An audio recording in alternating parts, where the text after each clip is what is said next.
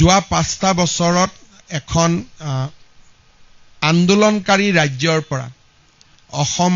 অসমৰ পৰিচয় আমি ভাৰতৰ আটাইতকৈ ক্ষিপ্ৰ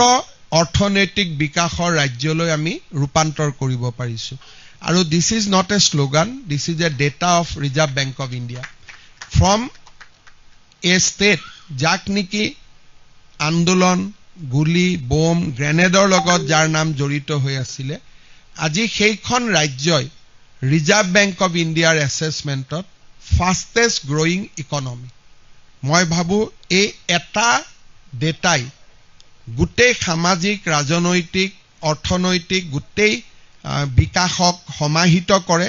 কাৰণ ৰাজ্যত যদি আন্দোলন থাকিলেহেঁতেন আমাৰ ইমান গ্ৰোথ নহলহেঁতেন ৰাজ্যত যদি অশান্তি থাকিলেহেঁতেন আমাৰ ইমান গ্ৰোথ নহলহেঁতেন ৰাজ্যত যদি কৃষি উদ্যোগ সেৱা খণ্ডৰ বিকাশ নহলহেঁতেন আমি কেতিয়াও ইণ্ডিয়াৰ ফাষ্টেষ্ট গ্ৰোইং ষ্টেট হ'ব নোৱাৰিলোহেঁতেন এণ্ড আমি কাৰ লগত কম্পিট কৰিছো state like Tamil Nadu state like Karnataka state like Maharashtra এই সকলৰ লগত কম্পিট কৰি today Assam has become fastest growing economy in entire India এতিয়া ইয়াৰ বহুবিলাক সুফল আমি পাম যেতিয়া এখন ৰাজ্যত এনেকুৱা ধৰণৰ এছেছমেণ্ট ৰাজ্যলৈ আহে স্বাভাৱিকভাৱে ৰাজ্যত বিনিয়োগকাৰীৰো উপস্থিতি বৃদ্ধি পায় আৰু বিনিয়োগকাৰীৰ উপস্থিতি হোৱাৰ লগে লগে নিবনুৱা সমস্যা আদিও আমি দূৰ কৰাত সফল হ'ম